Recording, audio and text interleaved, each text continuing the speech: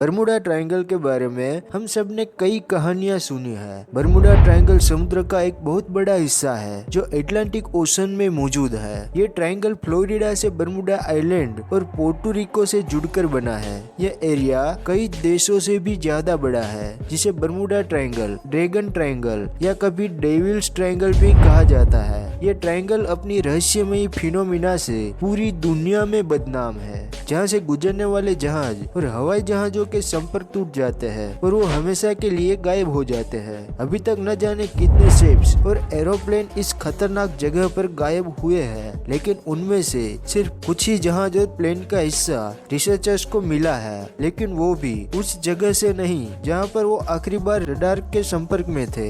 समुद्र के इस हिस्से में ऐसी कौन सी रहस्यमयी शक्ति है जो बड़ी से बड़ी कार्गो शिप से लेकर हवाई जहाज को गायब कर देती है? यहाँ पर होने वाली एबनॉर्मल एक्टिविटीज का असली रीजन आखिरकार वैज्ञानिकों ने ढूंढ निकाला है। यह पूरा मामला शुरू हुआ था 1945 में, जब यूएस नेवी के 5 टोरपेडो बॉम्बर एयरक्राफ्ट एक मिशन पर निकले थे, जिनमें यूएस नेवी के 14 ट्रेंड जवान थे।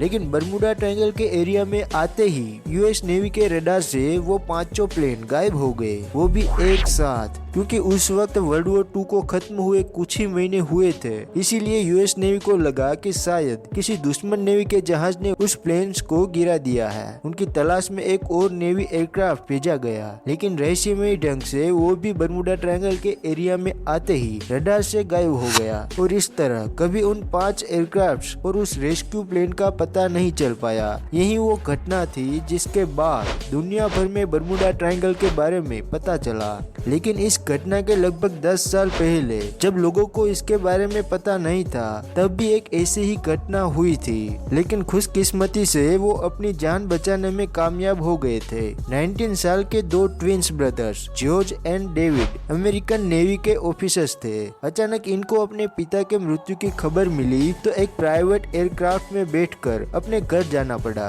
अभी प्लेन को बरमुडा ट्रायंगल के ऊपर पहुंचे 20 मिनट ही गुजरे थे कि पायलट्स ने उन्हें बताया कि प्लेन के सारे इंस्ट्रूमेंट्स बंद हो चुके हैं। न ही पायलट्स को फ्यूल का अंदाजा था, न ही उसका रेडियो काम कर रहा था। यहाँ तक कि उसे प्लेन की डायरेक्शन भी पता नहीं चल रही थी। इन दोनों भाइयों के मुताबिक उन्हें इतनी ऊंचाई से भी ना ही कोई शिप दिख रही थी और ना ही जमीन का छोटा सा भी हिस्सा। दूर दूर तक सिर्फ और सिर्फ पानी ही दिख रहा था। इतने में पायलट घबरा कर बेहोश हो गया। बाद में जहाज के को पायलट ने जहाज का कंट्रोल संभाला और कुछ घंटों के खौफनाक सफर के बाद आखिरकार उन्हें जमीन नजर आ गई, जहाँ पर जहाज को इमरजेंसी लैंड करवा दिया। और कई सालों बाद जब बरमुडा ट्रायंगल अपनी रहस्यमयी घटनाओं से मशहूर हुआ, तब इन भाइयों को पता चला कि ये खुद इस जगह पर फंसे थे और खुशकिस्मती से बच गए थे। तब से अब तक कई इंसिडेंट रिकॉर्ड हुए, जिनकी लिस्ट विकिपीडिया पर मौजूद है। लेकिन कुछ इंसिडेंट तो ऐसे भी थे जो आज तक रिकॉर्ड भी नहीं हुए।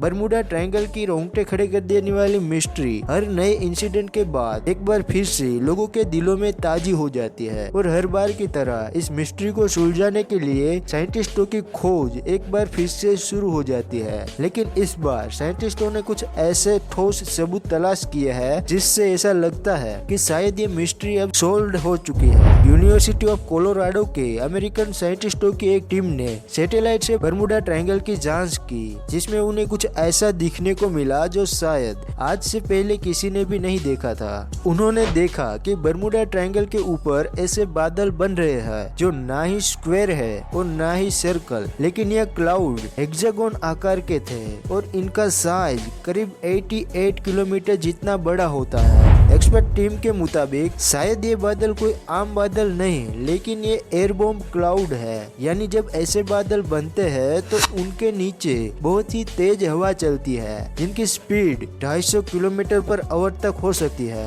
और इतनी स्पीड से चल रही हवा में ना ही प्लेन को आसानी से उड़ाया जा सकता है, और इतनी तेज हवा से पानी पर जो लहरें बनती है उनमें ना ही कोई शिप तैर सकती है। साइंटिस्टों के मुताबिक शायद बरमुडा ट्रायंगल में होने वाले इंसिडेंट्स के पीछे ये भी एक वजह हो सकती है। वीडियो पसंद आया हो तो वीडियो को लाइक करना और ज्यादा से ज्यादा शेयर करना। चैनल पर पहली बार आए हो तो चैनल को सब्सक्राइब कर लेना। मैं मिलता हूँ आप लोगों से नेक्स्ट वीडियो में। Thanks for watching.